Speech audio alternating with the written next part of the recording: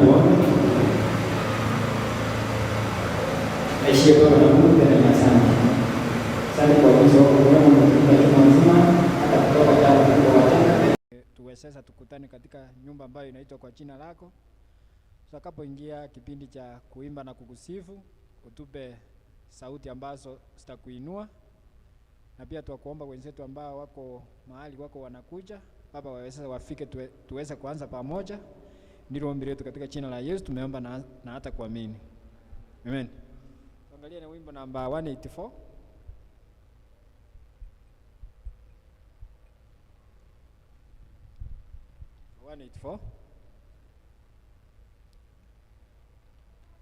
Vitu vyote ni sawa,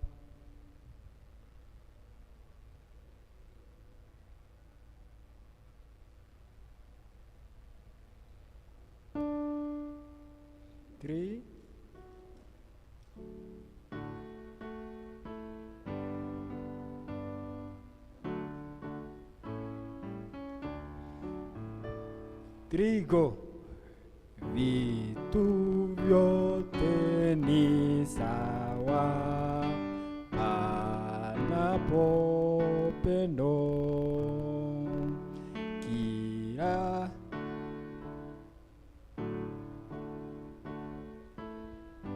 sawa panapo pendo, kila sauti tamu panapo pendo, pana amani pale na furaha nyumbani, siku zote salama panapo pendo,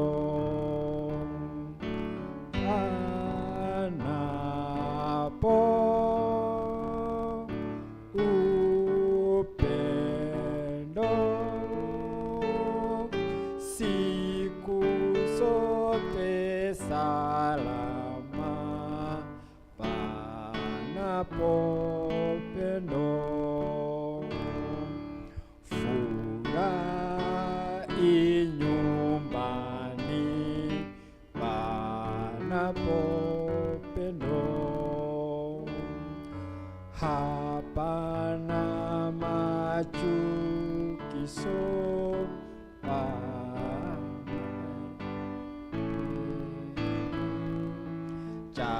chakula ni kitamu,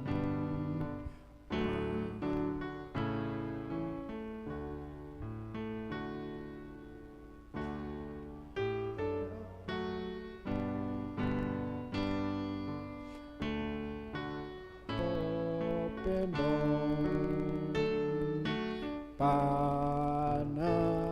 panapo upendo,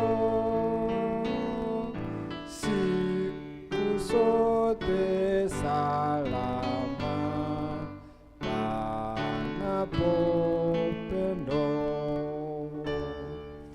hata mbinguni juu pana furaha, wakiona upendo nyumbani, macho yanapendezwa na viumbe vya Mungu, naye Mungu huona panapo pendo, panapo upendo,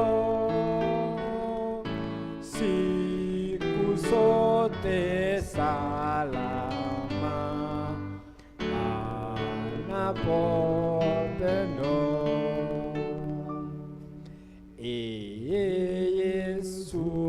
niwe wako kabisa, ndipo patakuwako pendo nyumbani. Nitakaa salama, sitaifanya dhambi, nitabarikiwa tu panapo pendo, panapo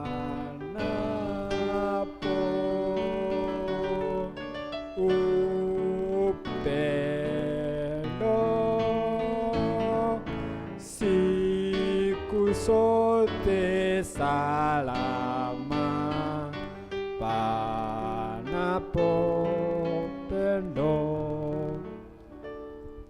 Amen. Hata ingawa tumefuruta ishara kwamba hiyo wimbo hatujaishika vile vile.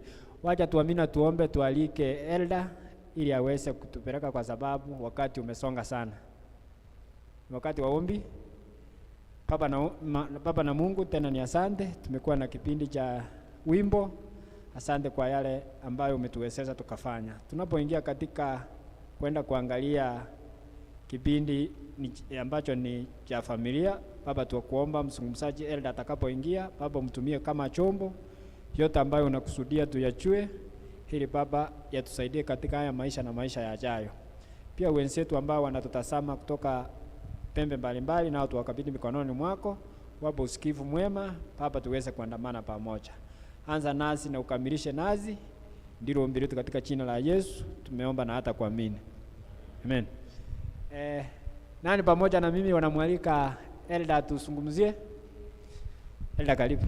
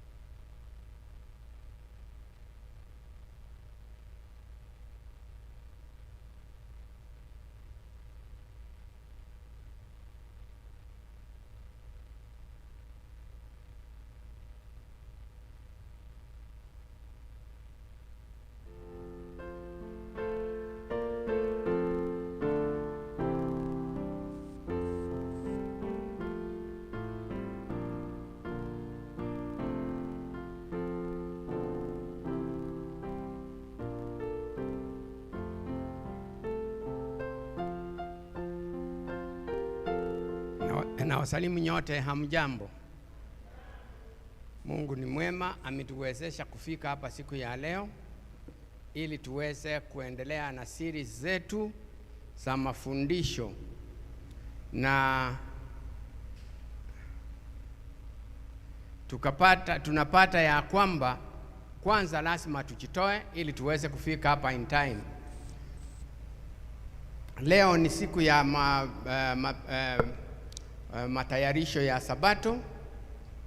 Wengi wetu hawatakuja, maybe hawajakuja, maybe wanajitayarisha wakiwa nyumbani, lakini wale wamekuja tuweze kujua ya kwamba inatubidi tuweze kujitayarisha kwa Sabato.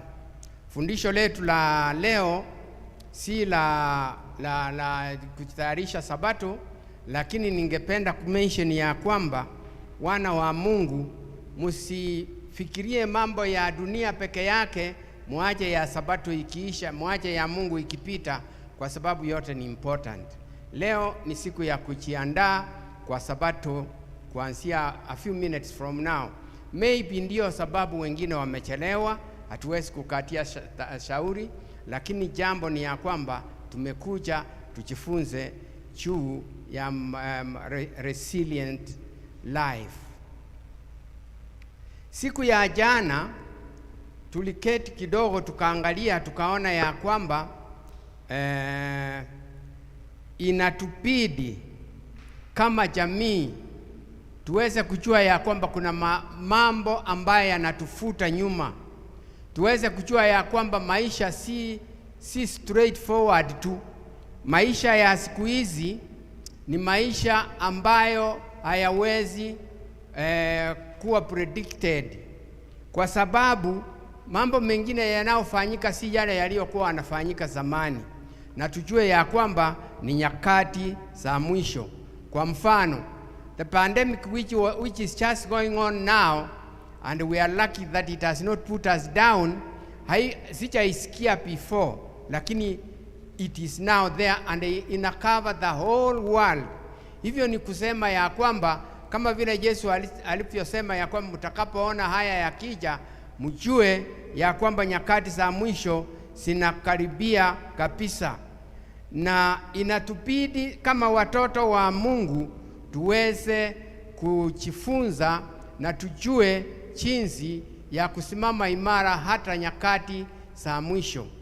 Na sasa siku ya leo, siku ya 6, tunajifunza a short lesson kuhusu nani atagesi ni nini tunaongea juu yake. Acha niangalie nione. Nani atagesi? Okay, wacha niwaambie tu.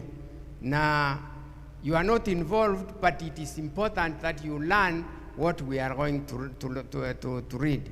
Kuhusu parents ambayo ni single. Na hii ni subject ambayo siwezi kuuliza ni wangapi wako single parents, au hiyo siwezi kuuliza, lakini ningependa tuweze kujifunza kidogo tu kuhusu single parents, and not only in the church but even in the community. Parents ambayo yule spouse mwingine hayuko. Tutakuja kuangalia tuone imekuaje. Kwanza ningeomba tuweze kusoma katika kitabu cha Philippians chapter 3 verse 13 and 14. Wafilipi 3 chapter verse 13 and 14. Haya mafungo yanatufundisha nini? Kuna yeyote aliyo na Biblia ya Kiswahili? Yes, elder. 3:13 na 14.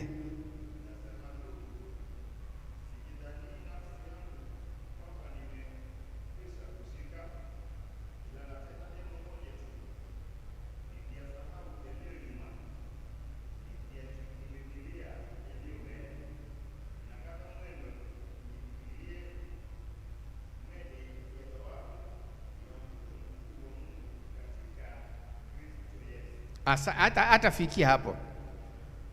Paulo anatuambia hivi ya kwamba anakaza mwendo, si kwa hesabu ya kwamba amefika, bali anapigana vita ili aone ya kwamba amefikia mede iliyoko mbele, akiyaacha yale yaliyo nyuma yamepita.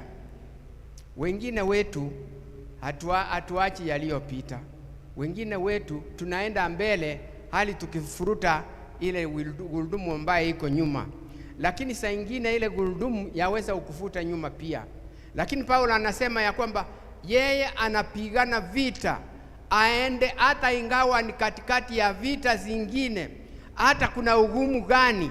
Paulo anasema tukase mwendo tukiangalia ile mede iliyoko mbele. Even if there is a lot of resistance on the way, you go ahead. Na ndio inaitwa resilient life. Resilient life ni life ambayo unasumbuliwa kama vile fungu kuu letu linasema 2 Corinthians 4 verse 8 and 7, ya kwamba unasukumwa katikati ya magumu, unaendelea lakini hufurahi, lakini wewe unaangalia mbele tu ili kusudi uweze kufika pale hata ingawa kuna ugumu hapa. Biblia hiyo inasema ya kwamba napigana vita si kwa sababu sina ugumu pande huu, bali ugumu iko, lakini mbele ninaangalia ili niweze kushinda, ili niweze kuwa mshindi, na ile mede iweze kuwa ni yangu, na mede ile, ndugu zangu, ni uzima wa milele. Amen. Na hiyo ndio inaitwa resilient life. Si life ya kuvumilia, lakini ni life zaidi ya hiyo kuvumilia. Unaendelea tu, hata kama kuna ugumu, wewe unaendelea tu. Usemi ya kwamba nitangoja kidogo ili ugumu huu uishe, la, lakini unaendelea na unasukumwa. Biblia inasema ya kwamba we are persecuted but we are going on. Hatulegei, we are pushed here and there, haturudi nyuma, tunaendelea. We don't give up. Kama wana wa Mungu, we do not give up. It is there, yes, but we do not give up. Hebu nikuambie, blessed are you if you don't give up and you continue on. Na tunapata ya kwamba hapa ndipo tunapata wazazi ambayo wako single wanasukumwa hapa na pale. Kwa nini? Single parents akiwa single ndipo anagundua ya kwamba I wish my spouse was here, ili anisaidie kwa kufanya hiki na kufanya kile, lakini sasa hayuko. Sasa ni yeye anafanya mambo yote. Je, aache? La. Biblia inasema ya kwamba fight on. Ile fungu niliwaambia ya 1 Corinthians, wa Thessalonike wa Filipi 3 fungu la 13 inasema ya kwamba sisi tunapigana ili tuweze kufikia ile. Hatuangalii yaliyo nyuma. Kwa sababu gani? Kwa sababu tukiangalia ya nyuma yatatuvuta. Ya nyuma yatatuwezesha kushindwa kwenda mbele. So what do? Let's move on. Watoto ni wagumu kulea. Go ahead. Just do it. Watoto ni wa Mungu. Yesterday tuliangalia watoto tukapata ni wa nani? Na tukapata Mungu ametupatia ili tuweze kulea. Na tutakapoendelea kulea, He is on our side and He is there to assist us to push them forward to know God, na wamfuate, kwa sababu hilo ndilo lengo la Mkristo. Ametupatia ili tuweze kuwalea, kuwaonyesha na kuwafundisha yule Mungu ambaye tunamjua, kwa sababu the future in normal circumstances is for our children, the children who are coming behind us. Tunakuwa mbele, watoto wanatufuata, na anapoenda kando unamwambia tuende hivi. Even if you are a single, hiyo ni jukumu. You don't leave it down. You don't start mourning.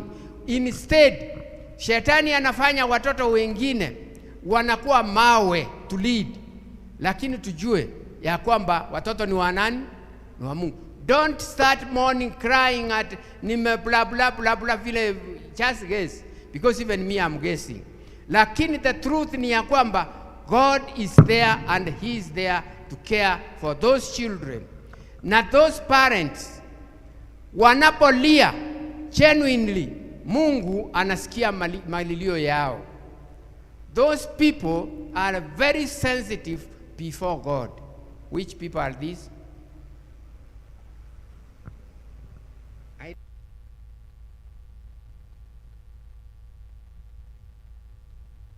Wacha niongeze ngine tana. Singles, thank you. And orphans. And who? We are not talking about orphans here. We are talking about singles. Lakini au wanapolia mbele ya Mungu, do you know Mungu amesema nini? If you make one of them to cry, I will also make you a single, so that your children may do what? May cry. It is very dangerous.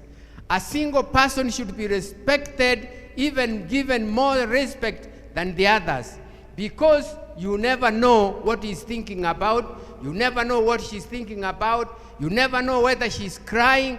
Lakini mbele za Mungu, we are supposed to support them so that they may also move forward irrespective of their singleness. Hebu niwaambie, mbele za Mungu hakuna single. Mbele za Mungu wote tuko sawa. Lakini huyu ambaye ni single anaangaliwa zaidi na Mungu kuliko hawa wengine. Kwa sababu gani? Kwa sababu ile tegemeo aliyekuwa nayo is no longer there. She or he is the breadwinner. She or he brings the children up in all forms. Lakini hebu niwaambie, God is not joking. Mungu amewaacha pale with a purpose. Maybe, I am just now guessing, maybe you who are not singles, huu ni mtego umewekwa mbele zenu so that you may see how to treat them. God is checking on you so that he may see whether you are able to bring them up or to respect them. Let me ask you a question. When you go on safari and you stay there for a week, and somebody from your family rings you and tells you his or her problems, how do you feel? You know how you feel. That one which you feel is more when it is heard from a single parent, because she or he does not have, she doesn't have a hope of somebody else to come and answer those questions. So instead of ringing, analia tu. Instead of ringing, anaangalia tu, ili kusudi unapomwambia vibaya inwardly ana cry, anasema oh I wish. But then you people, you had better make sure that those people are taken care of as much as you can. Now, they are not eggs. Those singles are not eggs. They are people. So when you treat them as people, but remember they are special because they are singles and they need better treatment than those who are couples. In fact, those singles have been put in the church so that we may know how to treat people who have problems. Remember, these singles did not come today. We have been reading about these singles in the Bible even before they were there. Can anybody tell me one of the singles we know who is mentioned in the Bible? And just one.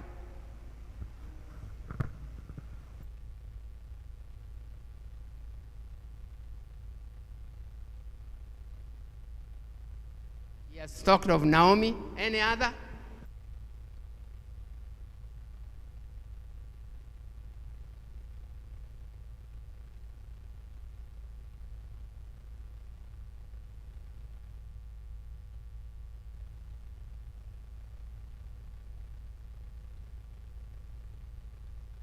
So I can see you know them. Those people can serve as anybody else, but you have to be careful how you treat them, because they are God's children like you are, but they need special treatment. And we have to give them because that is their right. They did not ask to be singles, but they found themselves there. There is nothing they can do to change them to be couples, but as they are, treat them in that form. Anyway, when we are dealing with these people, we need to set boundaries. When you are talking to them, don't talk to them anyhowly, because it may be dangerous, not only to me, even to you. When you are talking to a single person, choose the words you are going to talk. And he or she takes very singly, because he or she does not know whether you are mocking him, whether you are mocking her, what you are saying. So be very circumspect in choosing the words you are talking to them. They are special before God. They should not cry. They should not mourn before you. When you are talking to them, help them so that they can also reach where you are, but then you remember they are singles. Now, there are a few things. First of all, you realize when I was talking, I said that there are a few reasons which had made these people to be singles, and you all know these reasons. One of them, which is very common, is that a person may decide not to get married. Maybe he or she has children, but he doesn't want to get married. Why? God knows. We don't know. So he or she will be a single parent. Secondly, the most common one is that illnesses can cause singleness. You can be sick, and maybe you sleep, and you leave one partner alive. Did he or she choose? No. You have to respect that one, and when you go next to her or him, please give him or her respect. Wapatie heshima ya pekee. Na kuna zingine nyingi ambazo kama tungekuwa katika short seminar tungeanalyze moja kwa moja. Sasa ningependa tuangalie hivi ya kwamba these people and you have to have boundaries. How do you communicate? How do you relate with these people? There are some things which you cannot easily do with them, and there are some things which you can easily not do with them. I don't know whether I communicated. There are some things which you do with them and others you don't do. For instance, when you are single, you have to choose what type of boundaries you put before the other people. You don't do everything because you may be misinterpreted. So you have to put boundaries. And these boundaries have to be respected. Kwa mfano, friends whom you are going to associate with, my friend, you have to choose them. Not everybody. Remember, now, because you are single, people may start thinking negatively. Would you like me to give you one of the negative reasons? Is it not going to affect you? Maybe I leave it. But then you have to choose, you as a single parent, you have to choose your friends. Those with whom you will not be suspected. When you are seen walking with them, supposing you are a man and you chose another man, you are walking with them, a man who has a double-sided character. You don't have any other deals with him. What will people think about you? That when you are walking with a thief, you must do what? So, because of that, you have to be careful how you choose those friends with whom you associate.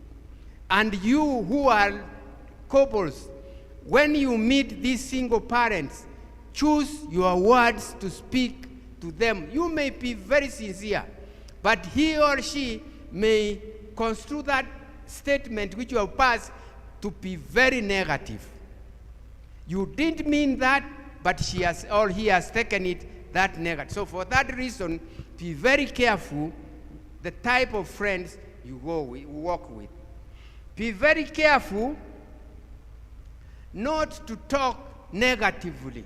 Kuna wengine kwa mfano, si singles.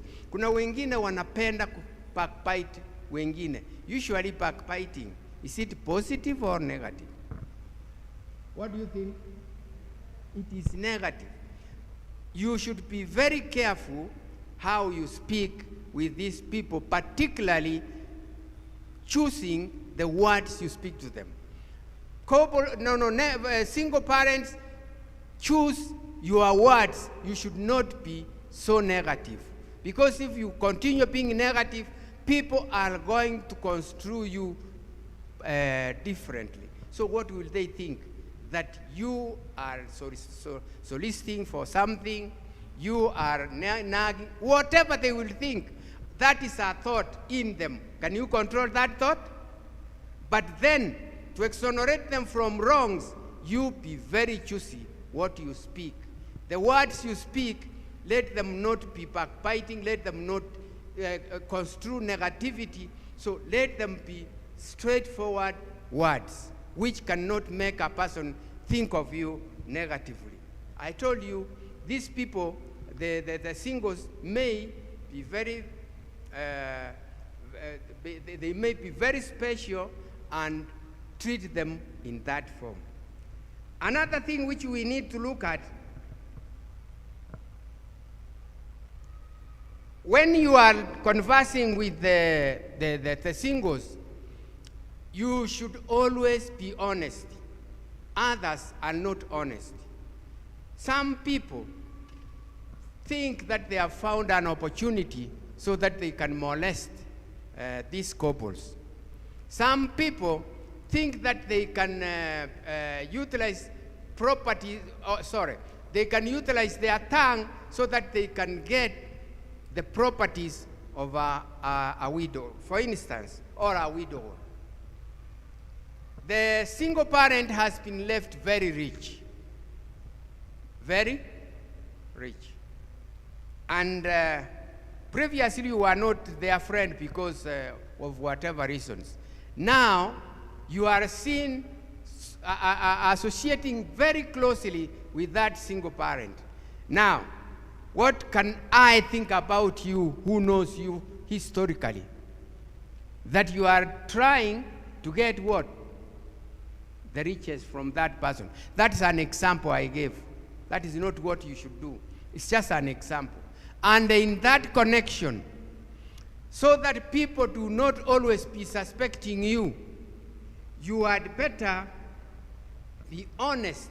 And whatever you do with that single parent, let it be straightforward. Let it be something which cannot be thought negatively. Let it be not something which can put you into problems. You are intending good, but those who are outside, or even the person whom you are talking to is not positive. So you will all be taken wrong. But the one who will be blamed is not the single parent necessarily, because they will think that you are trying to get better from her or him. So for that reason, you try your best. Do all you can so that you are always honest and everybody knows that you have no deals with, or you are not thinking of having deals with this person. You also be aware of yourself. Don't go there dressing in a way, I am talking about singles and ourselves. Don't go there dressed in a way that is enticing, in a way that you are soliciting, in a way that people will suspect you even if you are not thinking of anything. So, and by the way, as a Christian, should you put on clothing which are enticing? Or if you like them, go ahead. Lakini ujue ya kwamba utakuwa construed to be something which you are not. And for that reason, be careful how you go and talk and be self-presentable to those people. Remember, they are like eggs.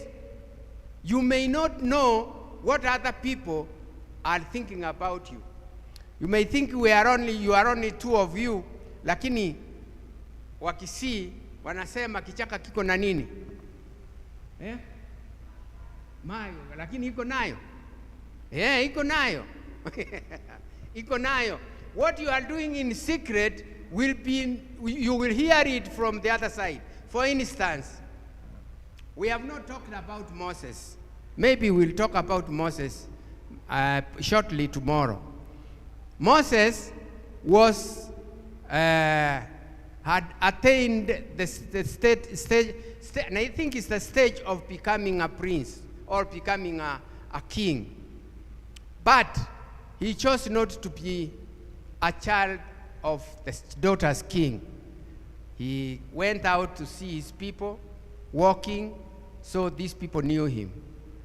And bad luck, he found two of them fighting. One an Egyptian, one a Hebrew. What happened? Moses fought against the Egyptian. So the two of them overpowered the Egyptian. Did the Egyptian run away? Eh? Was he impounded because he was being beaten by the king's son? Yeah? They killed, actually Moses killed the Egyptian. And not only killing, he made sure he had dug a pit and he had buried that person in there. So he thought it was very secret. Remember, I just want to show you that bushes have got eyes. The following day, while he was walking, strolling as a king's son, he found two Hebrews fighting. Then he asked them, my friends, you are all Hebrews, and you are brothers, and yet you are fighting. And why? And you know very well you are in a slave land. Alafu mmoja akachomoka, akamuuliza, we, nani alikufanya uwe mfalme kwetu? Je, unataka kuniua kama vile? Who told him? And they were only three. One died. The other one is Moses. The other one is alive and he is very far home. Who told him that he had killed? Remember, even wolves have what? Eyes and ears. So don't think you are talking or you are conversing with that person in secret. You will hear it from somewhere else. So be careful how you treat those people.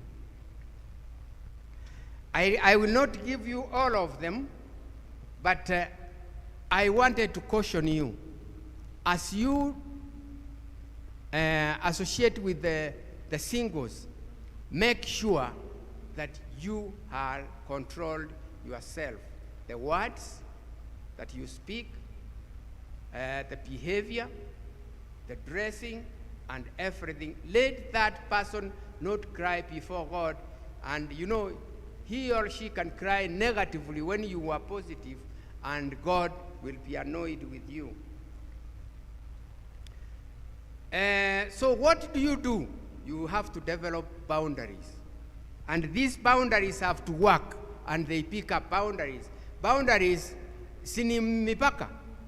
Unapotembea ujue ni wapi unatembea, unapoongea ujue ni nini unaongea na nani, ili kusudi usije ukakanyaga yule mwingine ambaye most likely ni single ili aanza kulia. Develop boundaries. And these boundaries are very important for you and for me. So when you speak, remember, you know the boundaries. See boundaries mashamba, lakini boundaries of what you are doing, how you are behaving, and what you are doing. Remember, these people have to live with us. These people have not chosen to be what they are. And they have to even the kingdom of God they have to attain. Lakini, wewe, mtoto wa Mungu, utawapa kipao mbele kuelekea mbinguni, na Mungu atakubariki because of the work you are doing, which should have been done by angels, but angels cannot directly minister to men. So they have to use other men so that they get it. Number 2, as you choose words and your boundaries for these singles, also be sure. First of all, the book of Colossians says, neno la abuse, neno la matukano lisipatikane katika vinywa vyenu kama watu wa Mungu. mtu ambaye ana head to that kingdom asije akawa ni mtu wa kutukana. So what does that mean to the singles? There, you should not speak words towards them yanaonyesha ya kwamba unawadharau. Leave alone abuse, madharau. Unapoongea nao, supposing he or she has come to you for something which he knows you can assist. What do? As you continue assisting, let there not be a face value of madharau. Usije ukaonekane kana kwamba unampa kwa madharau. He or she will accept what you have given, lakini yale madharau still yanaonekana kwako. Anaenda na kile kitu, kwa mfano mtoto amefukuzwa school fees na amekuja kwako, anakuomba tafadhali lend me. Si anasema lend me, hawezi kukuambia nipe, nisaidie niende nika pay school fees kwa mtoto, nitakulipa. Alafu kwanza kabla hujampatia unamwambia mambo masito yule unajua, unamwambia chukua hii, lakini si umesema ni kesho, si umesema ni next week. You make sure you don't pass that next week. You don't go beyond that. Bring it and I will mark. Tafadhali